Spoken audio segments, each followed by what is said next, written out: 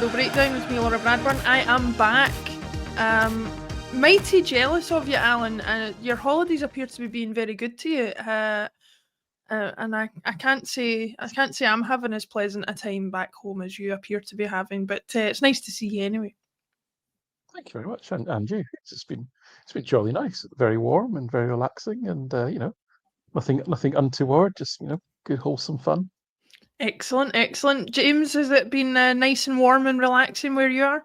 It's been rainy and freezing. It's been horrible. Am I in Glasgow? What's going on? Yeah. Not November. Not a great month. One of my least favorite months. Pretty grim. Weather-wise around here. Yeah. So yeah, I'm jealous. As I said last week. I don't know. What is this? Another freaking 1 month vacation? When the hell are you going home? I'll be home. Are you retired I'll or be something? home for the Friday. You should go. Well, you're practically retired. You should go on holiday. Go on. There's plenty of hot places in America. Just make sure and say hello to Dermot on the golf course, Alan. Yeah. New Mexico. Yes, exactly. Well, let's get into it. A very exciting game to break down, James. I'll come to you first. That rip-roaring 1-0 win against St Mirren. Your overall thoughts. Explain to us why it was as boring as it looked to me. Not only boring, but just, there's boring, like run-of-the-mill games that in a 38-game season, especially when you get to this time of the year, weather's bad, cluttered fixture congestion. We talk about this every season, the 2-0 you grind it out type of performances where it's not all that entertaining, but under control and effective. And, it's kind of how Celtic win the league so often, is you put a string of those types of performances together to get the job done in this very challenging, kind of 2-month period. This was not it. That was not it. This was horrible. This was putrid. This was one of the worst performances, I think, in recent memory, and that includes the 10 in a row debacle season. Given the context of the opponent, and we can talk about how much of that was because of the obvious factors, like how horrific the squad is and how bad recruitment's been. But Alan and I have been talking about some challenges that have been emerging with the way that selection and tactics have been going and kind of moving around game to game under O'Neill and Maloney. And I don't think they covered themselves in glory here either. So you throw all that together and it's, I put out a graphic in my column. If you back out like the big 5 teams resource wise, so obviously can't play yourself, Celtic, but Rangers, Hibs, Hearts, and Aberdeen, back out all that in the last 170 games I looked at. This was the second worst by the metric I was looking at, like XG differential and that kind of thing. And the only one that was worse was the Livingston game when everyone was out with COVID. When we basically played a backup team, and Tom Rogic, I shared the graphic of the starting 11. Tom Rogic was the starting striker in that game. For those that want some PTSD from January 2021. So this was in that neighborhood. It was that bad. So we'll talk about why some of that might have been, but not only was it not enjoyable, it was also a really, really bad performance. Yeah, that XG differential doesn't surprise me, considering we created next to no chances, and the one goal we did score was probably a very low XG chance in itself. So, yeah, Alan, your overall thoughts before we dive into some of the minutiae of the game. It just it was a slog, wasn't it? Yeah, and full disclosure, I've only watched it once in the pub. So but I do remember not remembering a lot about the game, but not for the reasons you might think, but just because it was just so absolutely unmemorable. And as with the Scotland game, I'd have to say there's just no either English, Scottish people, British people in general here is great in a sense, but went to a pub that I think is on Celtic Bars, and there was the only jock in the village on Tuesday, or the only Celt in the village on Sunday. Actually, a couple of lads who, a couple of men who I think were a bit older, And I think we're a couple who are, funnily enough and oddly, given the cultural context, Rangers fans. They sat and watched it with me. They were hoping that St Mirren were going to score. That was about the only entertainment I got from the whole thing, especially that when that goal went in. I was wondering how miserable the rest of their night was going to be having watched that goal. But no, so my memory of it is I did think at the time that really, and I've looked at the sort of FOTMOB stuff and what have you. I thought St Mirren had a really excellent first 10 minutes. They looked really aggressive in how they pressed Celtic, and they pinned Celtic back with throws and corners and throws and long balls into the box and all that. And Celtic couldn't get out first 10 minutes. But after that, my overriding thought at the time was, we're crap, but there's not a lot of jeopardy in this game. It's like they're not doing anything, we're not doing anything, nothing's happening. And that was my kind of overriding feeling of it. Just that it was just drifting to 0-0 basically, and nothing much was happening. But I might be selectively forgetting some of their great football. But it seemed like much like how we set it up, in the sense they didn't, other than the first 10 minutes, they didn't really press us that aggressively.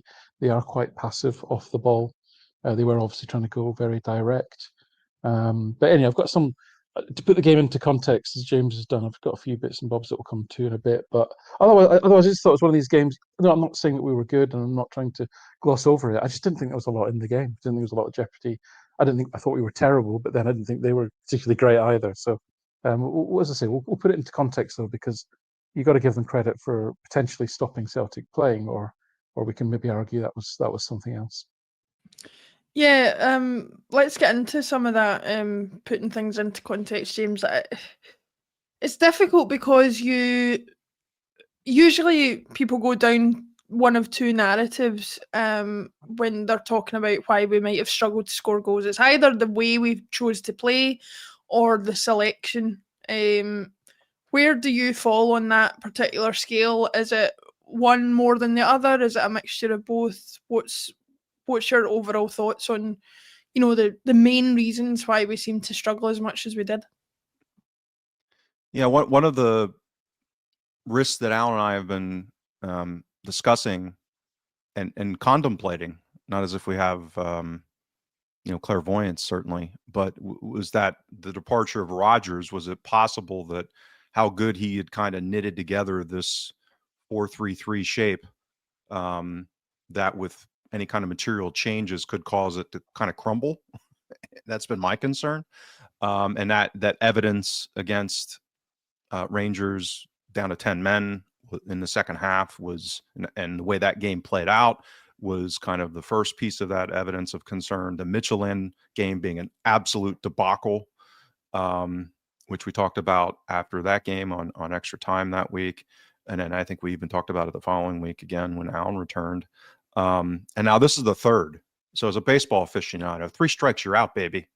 And so this one was a combination of persisting with this 4-3-3, not being as good with it. I don't think they're as knit together as they were, and then becoming even more incoherent with the selection and the substitutions, in my view. And that's my assessment of it, having gone back and reviewed the game a little bit more. And I think so. What I'll throw some numbers that I think it was worse. My view is that it was worse. They had twice as much XG from open play as we did in that game. And their defensive line was their average defensive line was basically at parity with ours. So this is what I'm saying, is that normally when we would go to Paisley, or we're going to play a team like St Mirren that are very well organized, they're athletic, they're well coached, they work their style of play effectively, they know who they are, and they're good at it on a relative basis. Normally that means they're going to drop a little deeper, they're going to score and create chances off of set pieces, off of corners. They're going to have to bunker in and defend their box at times. That was not this game. Most of this, as I would argue, I'd agree with Alan, it was more of a mess in midfield, which suits them because we're not close enough to get any freaking shots on target for most of the game, right? So I think, if you think about this from a real estate perspective, they pushed the game way up forward compared to where they usually do against us. And I think that was a combination of us persisting with, I'll call it cosmetically the same style of play as what Rodgers would have, but then, how we went back to having Arne Engels as the attacking 8 in the 4-3-3 when it's never worked, and all of a sudden he's going to be the solution now because why? And now and I've talked about this before, when you've got Scales and Trusty is not a center back you want as the point man and build up against a team that's pressing coherently. So you stick that with, Engels on that right side. That's, starts getting directionally towards those toxic combinations that we talk about in build up. So we were having real trouble moving the ball quickly and breaking down St Mirren in build up. So we weren't even able to get up the pitch efficiently. Outside of Tenetki, and then they were tripling up on Tenetki. So again, they were pretty well prepared and organized against us. So not only were they doubling him up, they were doubling with a third guy rotated over, and we just weren't able to punish them for any of those kinds of reasonable tactical tweaks that they had made to really wipe out the only threat that we have, given the way we were playing and getting the ball up the pitch. So yeah, I just thought it was I thought it was a total mess overall, with a couple of players that seemed to be, trying, but it's again within a mess. And so I thought that's why I characterize this as one of our worst performances recently. It's not because St Mirren were, all that great. It was just because they were able to completely dictate, I think, the way the game went in a way that, to me, that leaves us impotent. I mean, that's the antithesis of what Celtic are supposed to be in this kind of fixture. We're, even when it doesn't go well, we're supposed to be in control of the game. It's if we get frustrated because we don't do anything with that control. I didn't feel like we had any control over this game, even though we had possession. It was mostly just, nonsense type possession. So I guess that takes us on to the next question, Alan. James has touched briefly on both sides of it, but from your view, was it more to do with our incompetencies, or was it more to do with a reasonably well-prepared St Mirren side? Where do you fall on that argument? Yeah, and again, I don't want to fall into the trap of not giving them due credit. As I say, I thought the first 10 minutes were terrific, but beyond that, I think they played pretty much as they have been most of the season, which is actually probably not the best version of themselves, if I'm being honest. And again, I'm not trying to downplay their game at all. That's just objectively how I see it. Leaning towards, to answer your question, it really was the fact that Celtic were very, very poor. If we just quickly, just again on context, this will take a second. So these are matches where I have XG differentials for, excluding derbies, where there's been an XG differential of minus 0.64 or higher.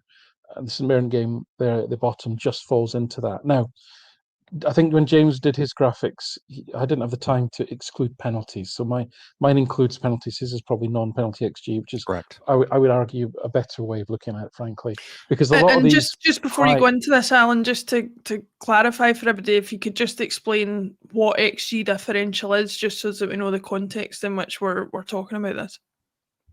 Yep. So these are the matches where there's been a negative XG difference as far as Celtic are concerned, meaning that Celtic have an XG of, let's say, one goal expected, and the opposition have an XG of 1.5 goal expected. That's minus 0.5 XG in the opposition's favour. If it's in the opposition's favour, it's a negative for Celtic. So these are the matches where there's a negative XG for the opposition's favour over 0.64, just to bring in the St Mirren one at the bottom there. Now it's the lowest actually of all these matches, but there's some famous games in here. I mean, the Hearts 4-3 game, they had 2 penalties, I think. The defeat recently in Hearts, I think they had 1 penalty as well. But off those matches, we've lost 2. There's that dreadful game at Kilmarnock where we lost 1-0 in 2018. That January 2021 game. So James referenced the Livingston game.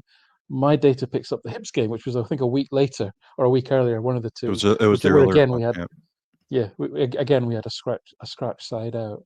But a couple of things. One thing to say here is that even with an XG differential in the opponent's favour, it's still blooming hard to beat Celtic, and we should take some comfort from that. But I just really wanted to position it to emphasise James's point that this is quite an unusual match for a team to have an XG that much higher than Celtics. It doesn't happen outside of derbies very often at all. In fact, as I say, in my records for league play, I've only got those 6 matches. If you were to extend it to being a differential of greater than 1, you would almost overwhelmingly have European matches. Very few Scottish domestic matches outside of the 1 or 2 on here. Just then to flick back to the play on the day. So these are some of the key attacking metrics. And what I've done here is in the black and white column, this was the data from the St Mirren game. The green one in the middle was Celtic's league average up to that point, and then how Celtic ranked by those metrics. So, for example, this is a huge tell for me, for teams, especially teams who set out to play high possession football and are not doing it effectively. If you're playing high possession football and you're predominantly passing in your own half, you're not doing it very well. That's the very easy way to say it. Now, Celtic have the highest average in the league. 55% of Celtic's passes are in the opposition half, meaning we play our football in their half. That's what you want. You want to be playing your football in their half, not in your own half. We only had 36% passes in the opposition half in that game. We averaged 29 touches in the box. 29 touches in the box against St Mirren. We average over, nearly 37.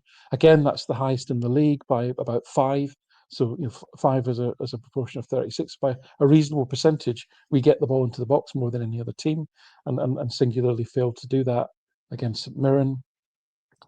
Just on XG, we averaged 2.25, which is hugely higher than any other team in the league by 0.46 of a goal, and we only generated 0.88.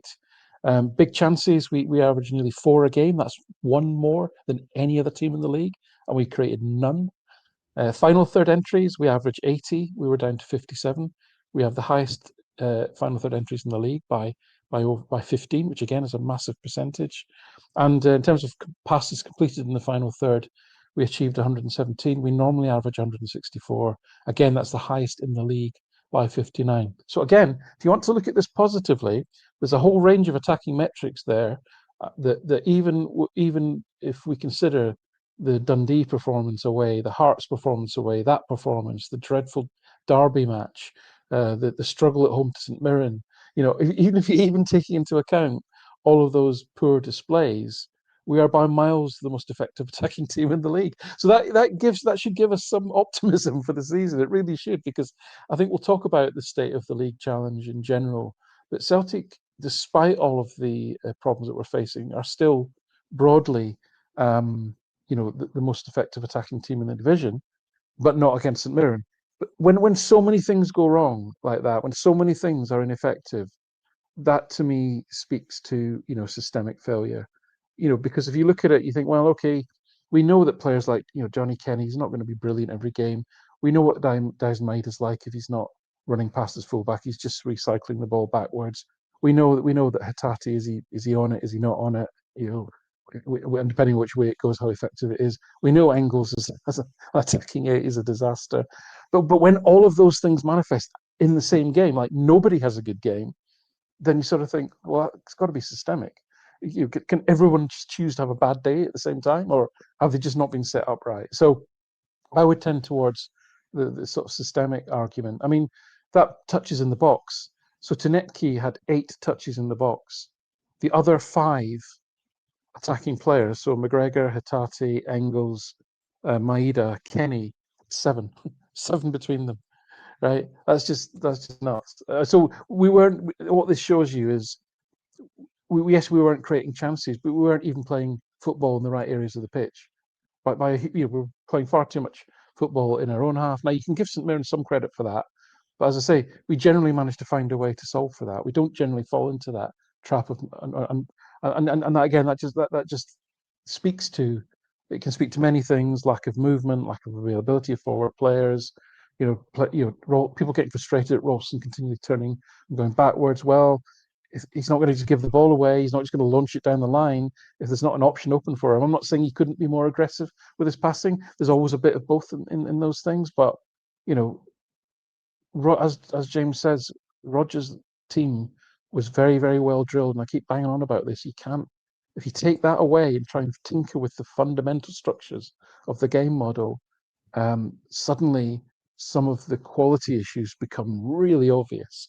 And that's what I think we saw against St Mirren. Yeah, it's a difficult one to assess in that sense with the figures that you've put up there. The big ones that stick out to me is 0 big chances, and also after explaining what XG differential is, I'm thinking, how bad was the XG differential against Borussia Dortmund last season? I don't even want to go there. But It wasn't that high. It wasn't, honestly wasn't that high. really not Yeah, that well, bad. Yeah, they just had, their finishing was incredible. They scored some worldies from ridiculous angles and distances. Right, so they yeah, outscored their and then XG then. game state. Yep. Yeah, Yeah, oh, massive. Yeah, massive. Oh, well, that's good to know. That's good to know. Well, a little crumb of comfort. I'm still absolutely. I tell you, I said this last season. I'm still scarred by that particular game because that was the night I chose to display my brand new projector to everybody. So I watched it on a like 40 by 10 foot screen, and every goal in HD. So yeah, still get nightmares about that one. James, I guess my question to you then would be, we've seen Hearts obviously dropping points this weekend. We've slightly closed that gap despite the fact that we are not playing fantastically. We've got a number of players out injured, some of whom are going to be out for a long, long time, some of whom might come back a little bit sooner. I guess the question I'm getting to is, do we have anything to be worried about? We are significantly better than the majority of teams in the league, or is there still potential for us to slip up more than the average, and there still be a title race in this? Oh, I'm not at all at the point of comfort or complacency, and I'm also not at the point where I think hair on fire lunacy is warranted either.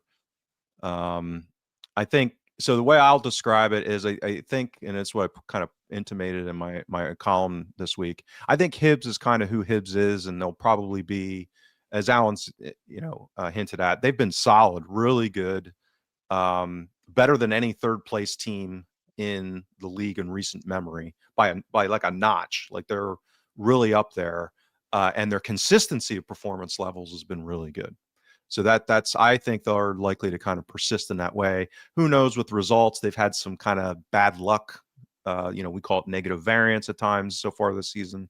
Hearts has been the flip side of that. They've been more volatile. I've relished in all of my good-hearted criticisms of Derek McInnes. And part of that, they've been very volatile in their performances.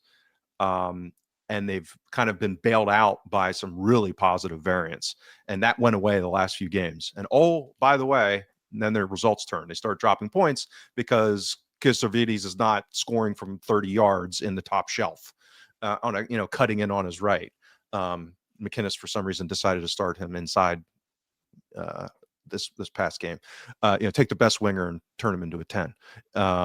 So those are the kinds of things. And we saw that with Celtic here is, when you start stress testing and you end up removing, kind of the easy choices and things get harder, that's when people then, either shine and really prove their value or they kind of crumble. My concern is that, I called it the 3 strikes you're out. This was such a, just to put it in perspective, I mean, that starting on the right side with Maeda as your right wing, Engels as your right-sided attacking 8, and Trusty on that side, it should not have been a surprise to anyone who's paid attention to this team or even watched the Huddle Breakdown for the last 2 years that would be a major problem in build-up. Like, that was going to be a collapsing level potentially of impotence because of how relatively poor those players are individually in that phase of play. And then you put them all on the same side. Hello, what'd you expect to happen? Then the solution to that, which part of it, Maeda goes into the center as striker, and you put McCowan out at right wing as a touch line wide winger in the 4-3-3. And then you start making more changes that, to me, didn't make much sense, including putting Liam Scales at left back when we have another left back that we didn't even put on the squad. So our backup default is to put Liam Scales at left back, again, in an attacking 4-3-3. And as great as Scales has been in international football and doing certain things, that is not as an attacking fullback playing for Celtic in our system. So I just thought there was a lot of mistakes made. So if you're going to go 4-3-3 and kind of persist with what Rodgers was doing, which I think there's a reasonable, particularly as caretaker managers, as Alan laid out, I just think there was a lot more coherent ways to go about doing that. None of them are going to be perfect because we have such a limited squad. But then the halftime changes, I thought, made things worse, not better. So this when you start piling on the issues here, so long story short, we were lucky to get that result. I think we'll take it. Certainly not going to, keep the receipt and return it. We'll take the 3 points. But I'm not real confident. We'll talk about, I'm really not confident heading in to Feyenoord. And I mean, if we don't fix some of this, I would not be optimistic going to Hibs either.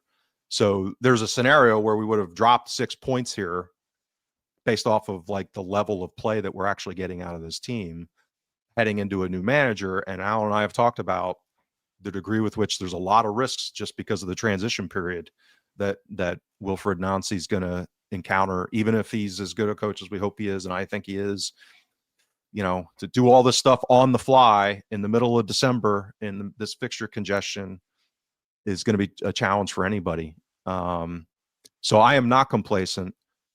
I think Hearts are kind of trending in a positive direction with that volatility, with that probably going to persist just because of how inconsistent I think Derek McInnes's decision making is.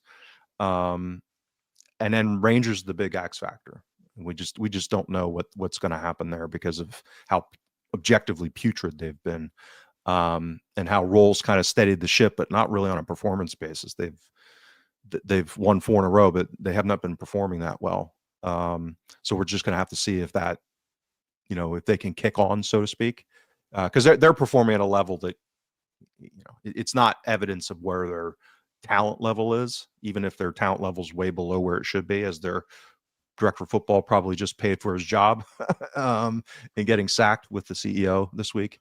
So that's the other wild card. So I think we run the risk of, a big drop in performance level. So I agree with that. We've been the best attacking team. My fear is that this last couple of games could be kicking off an impotence against any team that's kind of organized and reasonably proficient.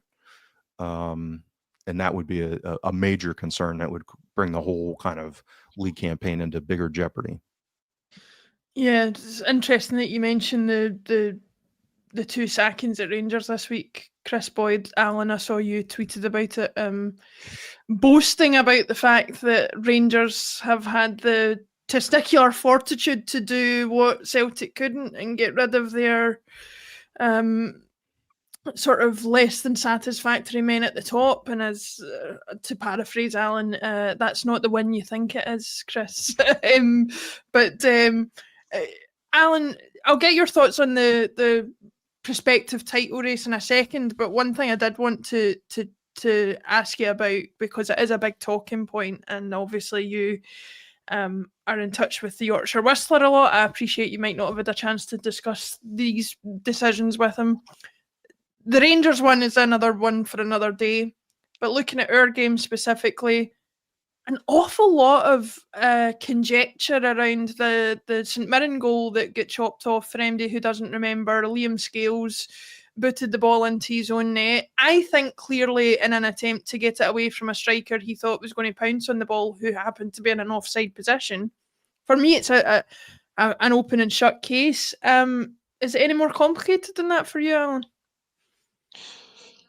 Well, again, I have to, my sort of taking the fifth, as always, on this is that I will ask an expert who is not as biased as I am. But it does, on the face of it, seem quite clear that it's offside because the St Mirren players clearly interfering with play. I mean, he's trying to score a goal. He's like almost challenging, physically touching scales at the time. So it does seem fairly clear cut. It's lucky or unlucky if you're St Mirren. And as James says, we were lucky to win the game, clearly, to be playing so incoherently and to get away with a last minute, thunder bastard from outside Glorious the box one. was glorious. But as James also alluded to there, both Hearts and the Rangers have been riding that train pretty hard all season. I mean, Danny Rowe's 4 games in the league have been against I would argue, the 3 worst teams in the league, and credit for an away win at Hibernian, who missed a penalty. But the XG from those 4 games is just over 4 for and 4.67 against, and yet they've scored, what is it, 9 goals for and conceded 2. That kind of XG differential with actual goals scored is not gonna last forever. It really won't. So I suppose he's due credit for maybe stopping some of the bleeding at the back, but their attacking play is I mean, James would say, I think, use the word putrid. It's really bad. I mean, they've got the lowest average XG per shot, which some people think is maybe the key attacking metric in the league, in the whole league. They just don't generate chances. Never mind good quality chances.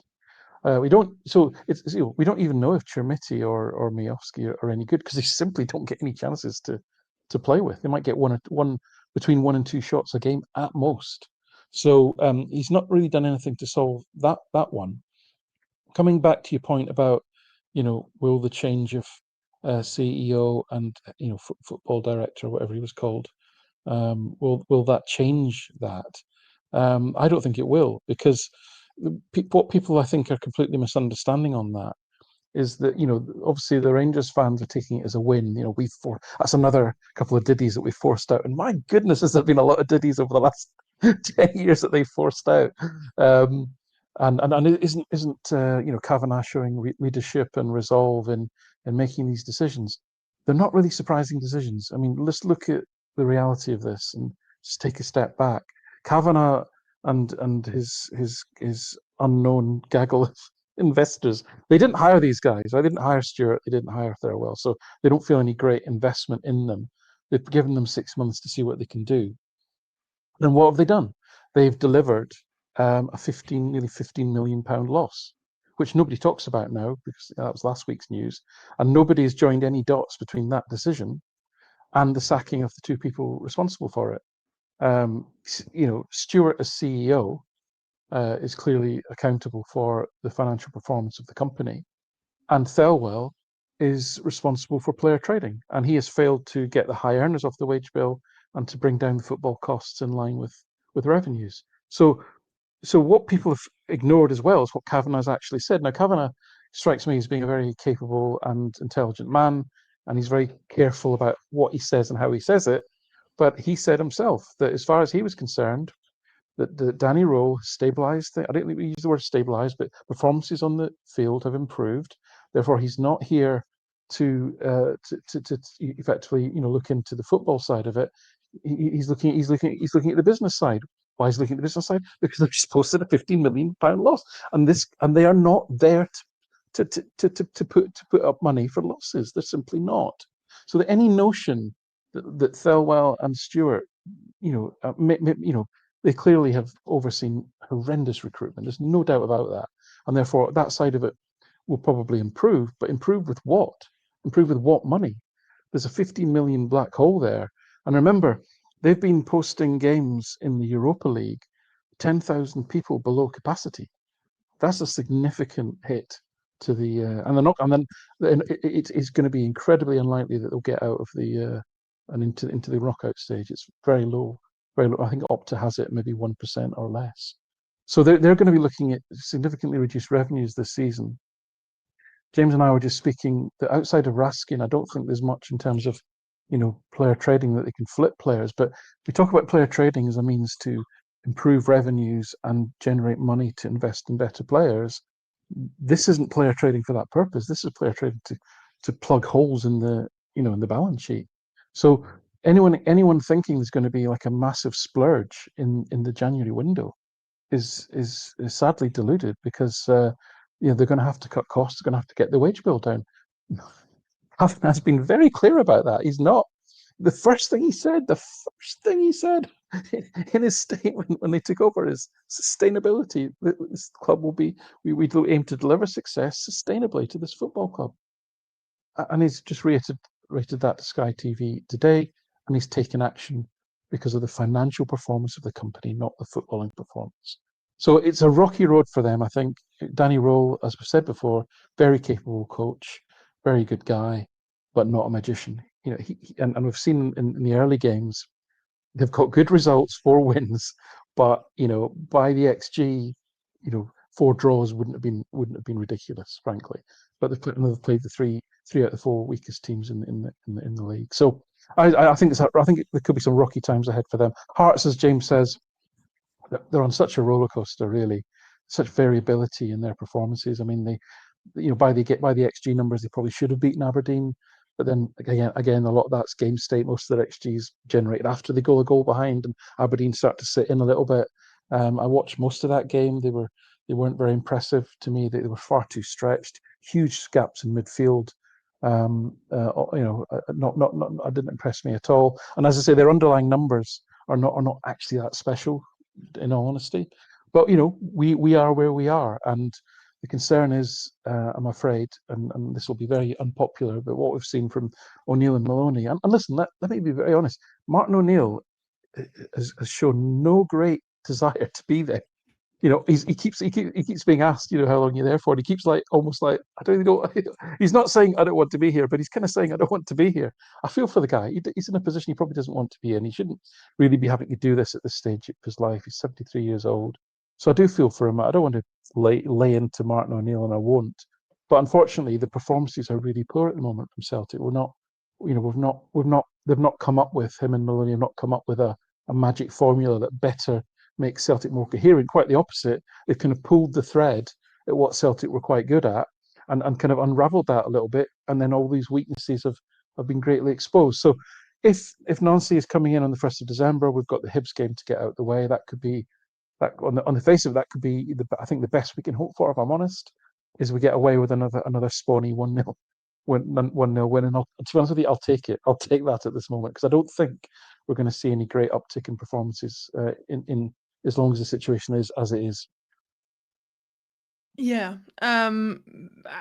Just to pick up on your point about Martin O'Neill, and we will talk a little bit about the AGM at the end of the show.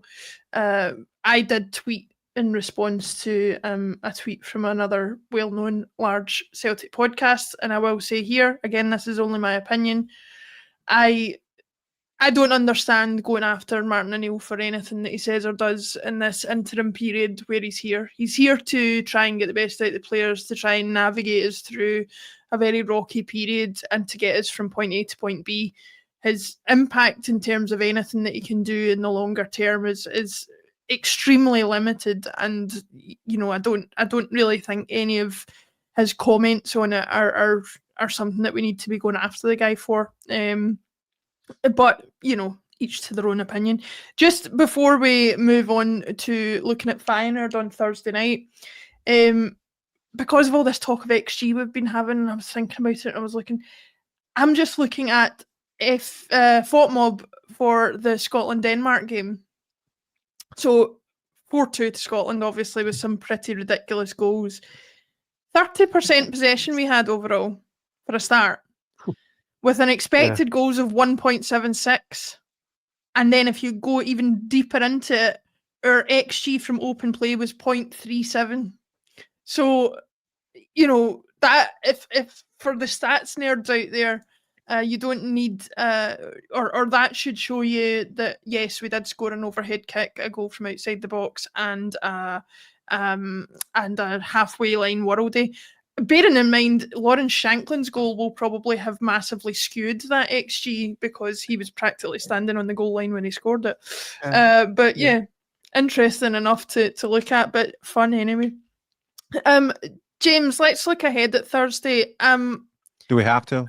Well, I was about to say, I don't think, and here we go, call me an entitled Celtic supporter if you want in the comments.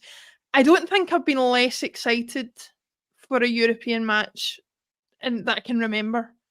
Partly because it's not a particularly glamorous opponent. Some people will say Feyenoord is, but for me, not particularly. They're significantly better than us, so I'm not expecting anything from it. And also, we're miles away from doing anything of great significance in the Europa League anyway. So, like my overall enthusiasm for the game is my expected enthusiasm is very low. Let's put it that way. Am I being too negative here? Is there anything more to look forward to than that? No, I'm right with you, sister. We had a sense of dread. At least I did. I think I'd communicated it in advance of the Midtjylland game, and that was coming off of the glow of the first Martin O'Neill victory. So I didn't want to pee on everyone's cornflakes and overplay it. This is similarly. I don't think the style is as the styles makes fights phrase I always use. I thought that one was more negative for us going into Midtjylland, but I think Feyenoord just have better players than Midtjylland, or they're a level up. Like if you look at all of the benchmarking I do with player trading and peer group analysis, Feyenoord is right there with us. Like they're exactly in the direct neighbor. They're our next door neighbor in the peer group as far as financial resources.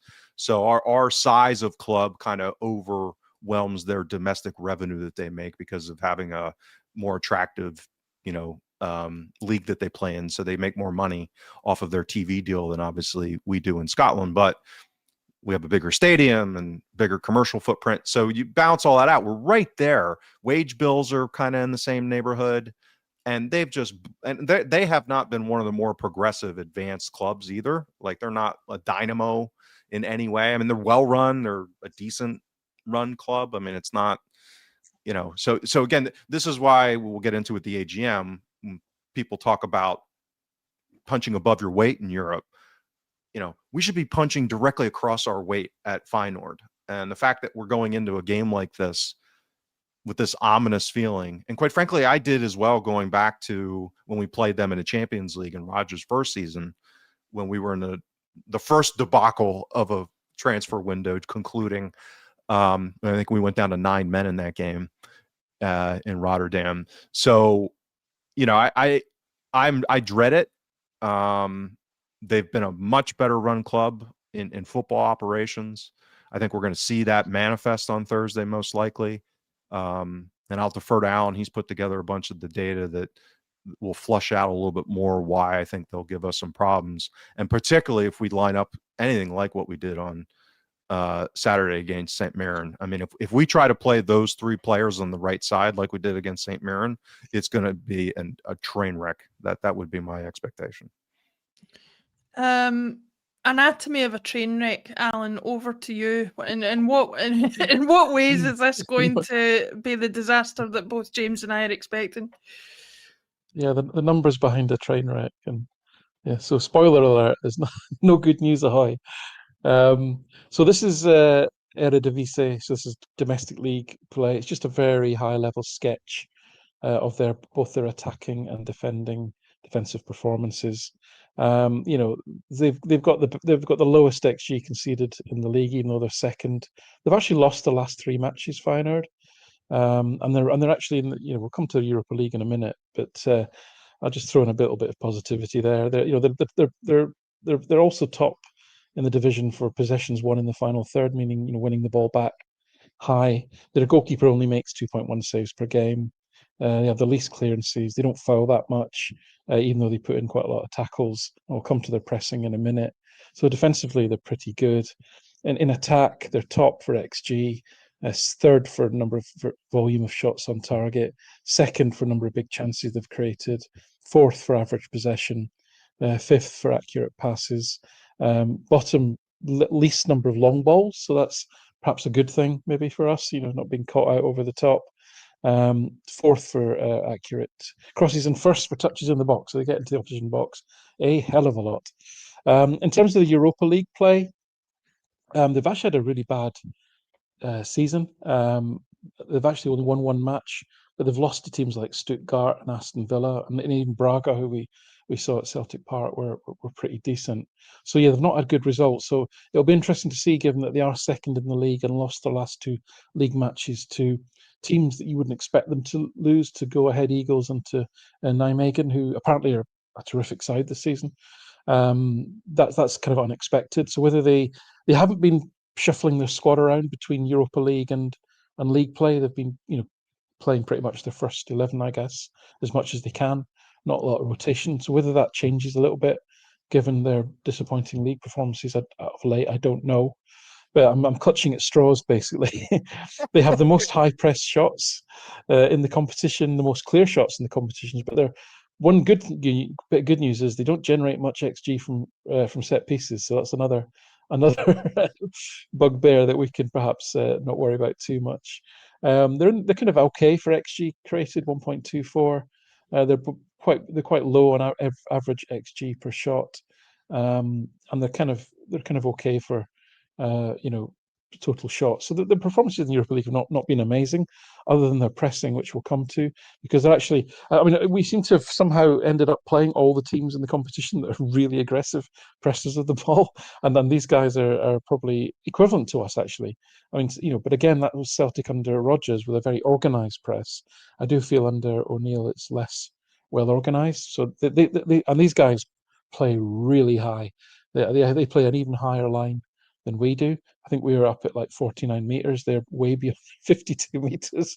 That's just insane how high a line that they play. But Maeda as a striker, you never know. That could work in our favour. They do suppress shots reasonably well. They also restrict chances from set pieces quite well, which again we don't really care about. Doesn't matter really. And they are also quite good at suppressing shots from counterattacks. So listen, this is potentially a nightmare, as James says. They're pretty good attacking outfit. They don't give much away, especially at home. I think it's really a question of how much they feel with one win and 3 defeats in the Europa League, how much they feel they want to kind of fight to get back into the competition with another win, how aggressive they are. They're really quite similar to Celtic under Rodgers, as I say, and it would be very much a toe-to-toe game, I think, on that basis. I thought Midtjylland and Celtic were well matched. This is a team that's, I would say, a notch above that, and certainly, as I say, very coherent in terms of keeping the ball retention, playing a high line, pressing, counter-pressing, all the things that Celtic have been good at. I think we'll see much in evidence. But I kind of share your view in a sense. I do, as I said before, I think we should try and win every game. This just does look like a bit of potential to be a nightmare. If we were anything like as incoherent as we were in Midtjylland, it could be a disaster. And to me, it's 3 points at Hibs would be the priority for the week. So what I'm hearing is, lads, don't get the projector out on Thursday. Just leave that in the cupboard. It's always football. So one-off game, who knows? One never knows. But yeah, it's not one that I have a tremendous amount of optimism heading into. So save the electricity. Yeah. Hey, listen. It's not your phone under your covers. Yeah. Listen, it's not as if we've lost a significant match to them in our history at any other point, so it's fine. It's absolutely fine. Let's close out the show with the hottest of potatoes. James, I'll pass it to you first. The AGM. Now, I caveat this with saying, I'm sure you guys are in the same boat as me. I have some underlying thoughts on what I've seen come out of the AGM, but any thoughts that I do have are on the basis that I wasn't there, you guys weren't there, you're getting all the information secondhand. It's difficult to interpret all that completely, but that said, what's your thoughts on the discussions that have come out around what happened with the AGM last week? Nothing's good.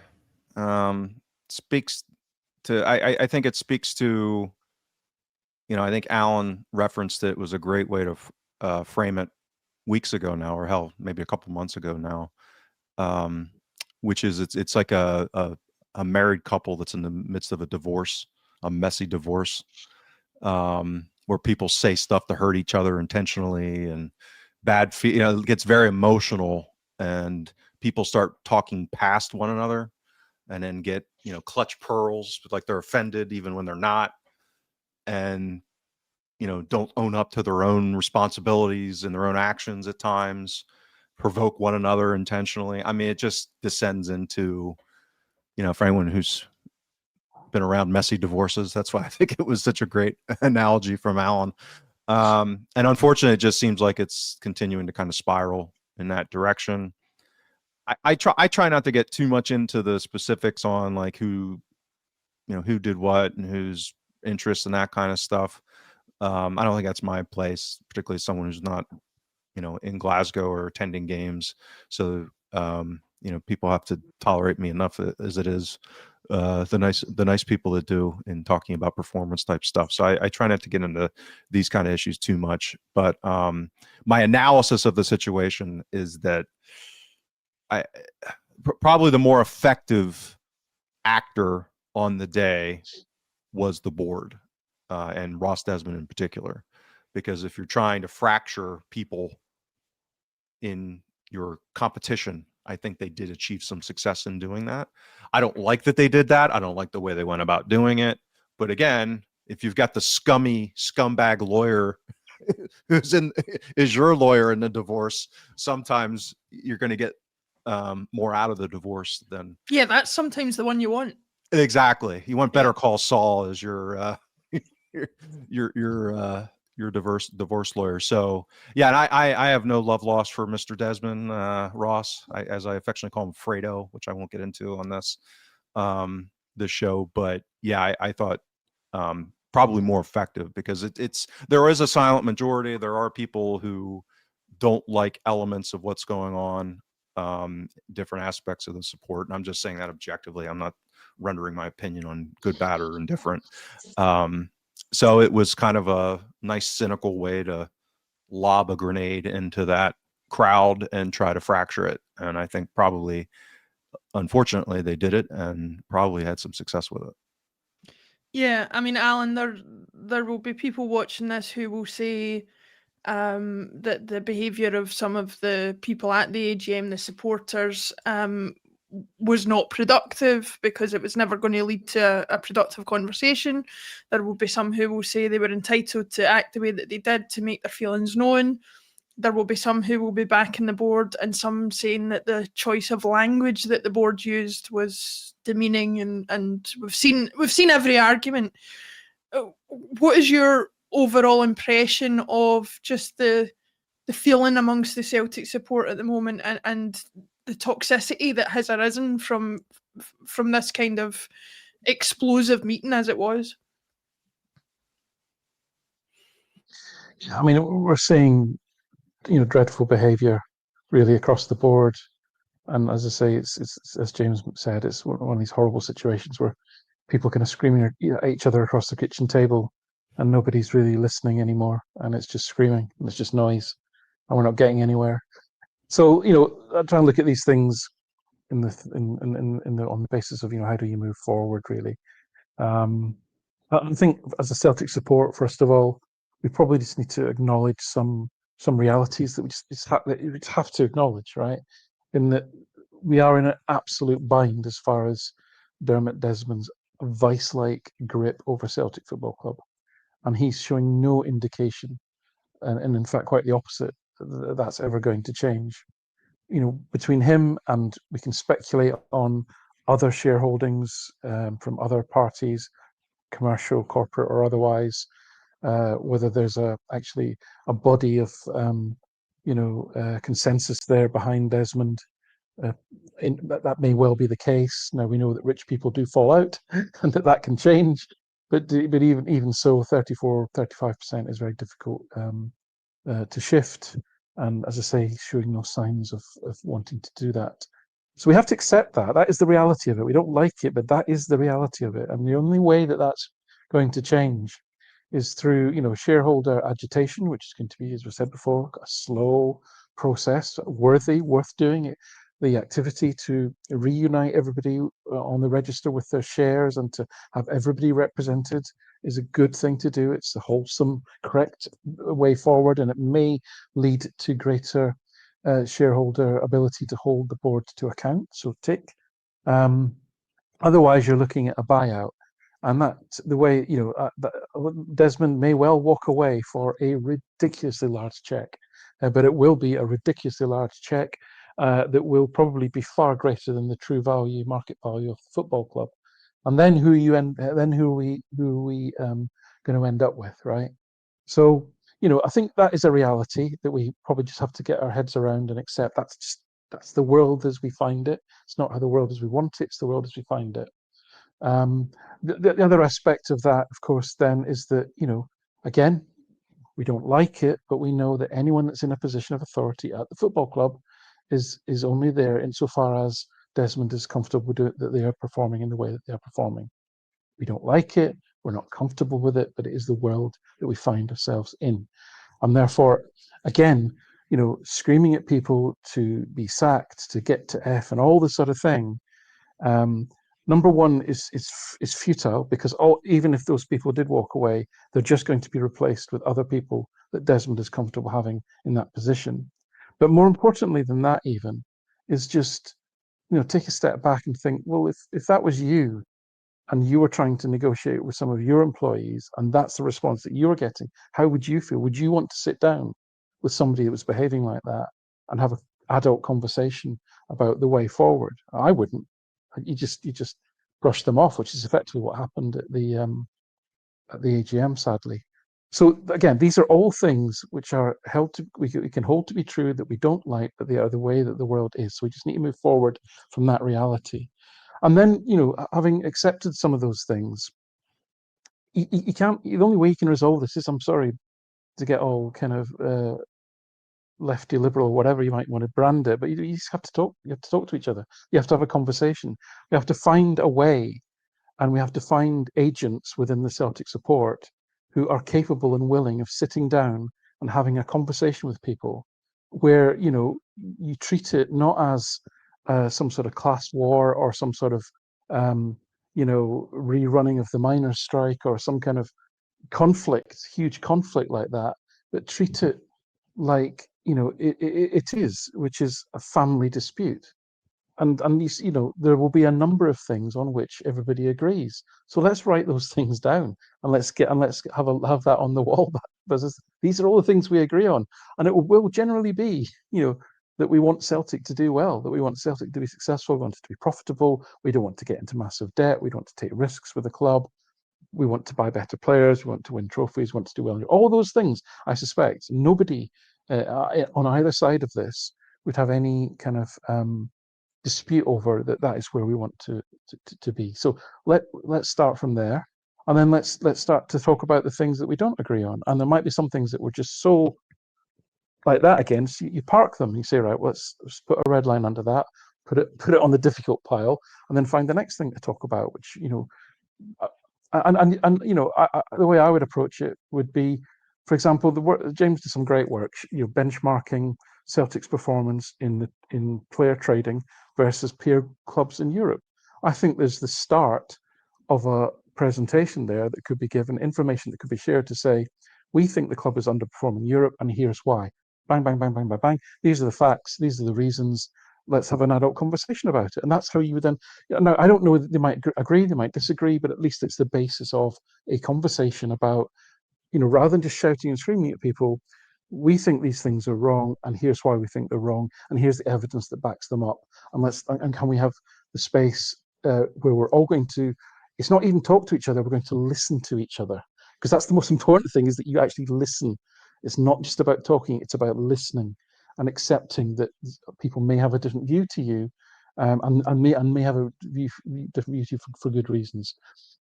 I'm teaching people to suck eggs here, anyone that's done any sort of conflict resolution, but these are the basic steps that I think you need to go through. You can't treat it like a war, like a battle. It's just not going to work. No one's going to get anywhere, and everyone's going to get hurt and pissed off, and nothing will get resolved. And ultimately, it'll be the team on the pitch that suffer. So it's so sad. It is so sad. But I think if we come back to the point that whether you like individuals or not, I suspect every actor in this play wants the same outcome. So let's start from there, but then build something a little bit more inclusive and conversational around how we then move forward. Yeah, I mean, my overall thoughts on it are you could get into the minutiae of who did what and who was right and who was wrong and who acted in bad faith and who didn't, but ultimately it comes back to what you said there, Alan. Is I just find it all very sad that there's such division amongst the support and division between the support and the club at this point in time, because it seems like it's a long way from being resolved, and I don't see an easy way for it to be resolved. But that said, we'll just have to keep supporting the team as much as we can, regardless of how much we are dreading Thursday night, and get as much as we can out of it. James, before we go, where can people find us? What can they do to support us? What kind of content's available to them? Yep, huddlebreakdown.com. Just celebrated our 1 year anniversary since we kind of launched our subscription service. So thanks everybody for coming along for the ride. For those who have, for those who haven't, I'd say probably the biggest difference maker that's emerged. Alan and I set out to try to think of this as a spreadsheet shagger community. To take us out of the public sphere to a large degree and stop annoying people with our nerd stuff. Let them just consume football with their eyes as they enjoyed. So we have this little community that we built with a chat function and everything, where all of our subscribers participate, or a lot of them do. Very active conversations and back and forth. I think that's the most gratifying part. It's now a community. It's not just Alan and I bloviating like on these podcasts. It's a lot of subscribers bringing forth with great information and great viewpoints as well, really adding to the conversation. So that, along with just the normal written pieces that we do in the analysis. So it's a perfect season for it because of how complicated it is. So it's not your Celtics running away with a title again type of season. It's going to be really interesting and a lot to analyze and unpack. So, yep, that's about it. Thanks, James. I would just add as well. We do make a play of. We don't just talk about Celtic. We are in a league. It is a competitive environment. There's a lot of great stories at these other clubs, as we've talked about. It is interesting to us, and how your competitors are performing is directly relevant to us. So I would say, in terms of difference making, I think if you like considering the full 360 view of the game in Scotland and the opposition and how they're performing, and the politics and what's happening at their clubs and the ownership models and all those sort of topics, are things that we like to get into in a lot of detail. So if that's your thing, then come along. There's a lot more of it. Yeah, absolutely. It's great content. I get as much out of it as anybody as a subscriber, because I don't write any of it. I get to read all of it like a subscriber. So yeah, it's really good content. And yeah, but that being said, James, Alan, thank you very much for joining me. Alan, I'll let you get back to the good Lady Morrison and out for your dinner somewhere fancy, I'm sure. But remember, everybody, until next week, behave. That's what you need to do. Thank you, everybody. We'll see you next week.